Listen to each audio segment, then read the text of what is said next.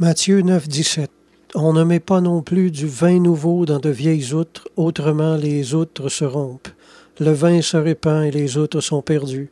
Mais on met le vin nouveau dans des outres neuves, et le vin et les outres se conservent. C'est-à-dire que notre travail d'évangélisation ne soit pas rendu vain ou perdu par manque de sagesse envers les nouveaux convertis.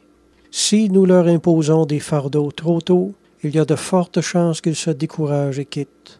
Jésus a fait preuve de ce grand discernement envers ses disciples un jour en leur disant « J'ai encore beaucoup de choses à vous dire, mais vous ne pouvez pas les porter maintenant. » Saint Chrysostome a écrit de ce passage « Le temps présent est le temps de la joie et de l'allégresse. Il ne faut pas y mêler de causes de tristesse, car le jeûne est une chose triste, non pas précisément en elle-même, mais pour ceux dont les dispositions sont imparfaites, c'est-à-dire pour ceux qui n'ont pas encore atteint la force de la perfection spirituelle, car il est plein de douceur pour ceux qui veulent se livrer à la contemplation de la sagesse et travailler à leur perfection.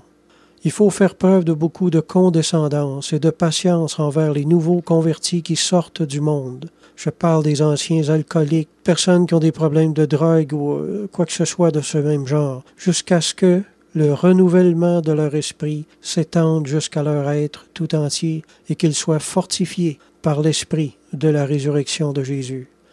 Lentement, les nouveaux convertis cessent d'être des enfants dans la foi et deviennent des jeunes gens, selon l'expression de l'apôtre Jean.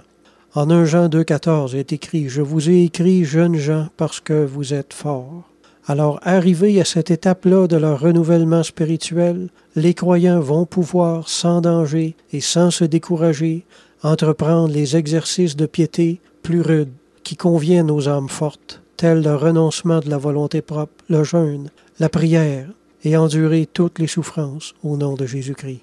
Amen.